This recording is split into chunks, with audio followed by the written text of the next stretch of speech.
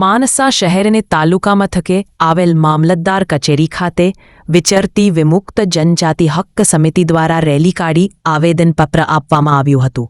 Rally દરમિયાન પ્રવક્તા અજયભાઈ રાવળે જણાવ્યું કે સરકારના સૌનો સાથ સૌનો વિકાસ સૂત્રને સાકાર કરવા માટે 11% અનામતની માંગણી કરવામાં આવી છે। શહેર અને તાલુકા મથકે રેની સાથે સૂત્રોચ્ચાર કરવામાં આવ્યા હતા। બાદમાં નાયબ મામલતદાર શ્રી રાજેન્દ્રસિંહ રાવે આવેદનપત્ર સ્વીકારી જણાવ્યું કે આ માંગણીઓને અનુરૂપ આવેદનપત્ર સરકાર સુધી પહોંચાડવામાં આવશે।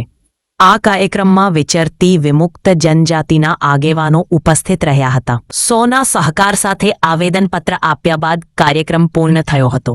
સાહેબ, તમારું નામ? મારું નામ રાવળ અજયકુમાર સતરાભાઈ। આજે શાનો કાર્યક્રમ કરો? ગુજરાતની અંદર વિચરતી વિમુક્ત જનજાતિ હક સમિતિ અને એમાં હું પ્રવક્તા છું। આજે માણસા તાલુકાના વિવિધ સમુદાયના 40 જ્ઞાતિઓના આગેવાનો અહીંયા ઉપસ્થિત થયા છે અને જે અમારી મુખ્ય માગણીઓ છે તે આવેદન સ્વરૂપે આજે સમગ્ર ગુજરાતની અંદર તાલુકા મથકે અને જિલ્લા મથકે રજૂઆત કરવામાં આવશે। જેમાં મુખ્ય માગણી છે અમારી 10%, 11% અનામત। જો અમને અનામત મળે તો આજ તમે જોઈ લો કે દેશ આઝાદ થયો, આજે 79મું વર્ષ ચાલી રહ્યું છે, ત્યારે ગુજરાતની અંદર 1.25 કરોડ જનસંખ્યા ધરાવનારો વિચરતી અને વિમુક્ત જનજાતિનો સમુદાય આજે પીડાઈ રહ્યો છે।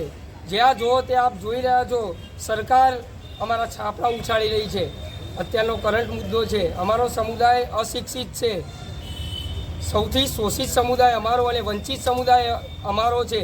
રહેવા માટે ગામમાં ઘર નહીં અને ખેતર ખેડવા માટે જમીન નહીં, આવો સમુદાય કે જેને ઉપર આબ અને નીચે જમીન છે, આ સમુદાયને ભણવા માટે, એજ્યુકેશન માટે, સામાજિક પ્રગતિ માટે અને રાજકીય પ્રતિનિધિત્વ મળી રહે એના માટે અમે આજે આવેદન આપ્યું છે। અને તેમાં અમારી મુખ્ય માગણી છે 10%, 11% રિઝર્વેશન। 11% રિઝર્વેશન મળે તો અમે ગુજરાતના વિવિધ સમુદાયોની સાથે ચાલી શકીએ અને અમારા સમુદાયનો વિકાસ થઈ શકે।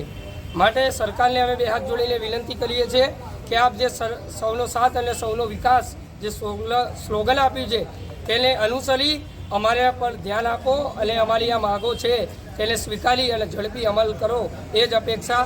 જય હિન્દ, જય ભારત। जिंदाबाद जिंदाबाद जिंदाबाद। अपने हमारो एनटीडीएनटी जिंदाबाद, एनटीडीएनटी जिंदाबाद।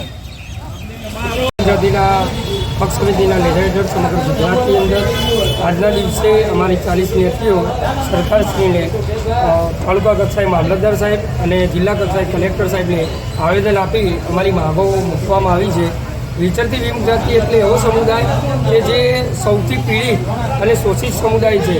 અમારી મુખ્ય માગણી એ છે કે ઓબીસીની અંદર અમને હવે તકલીફ પડી રહી હોય અને અમારા ભાગનું અમને મળી નથી રહ્યું, એટલે ઓબીસીમાંથી અમને અલગ 11% રિઝર્વેશન મળે, જેથી અમે સમાજના વિકાસના હળવળમાં આવી શકીએ, એ અમારી અપેક્ષા છે। અને આપ સરકારના પ્રતિનિધિ છો તો આપને એવી વિનંતી છે કે અમારી આ માગને સરકાર સુધી આપ પહોંચાડો, એ જ અપેક્ષા।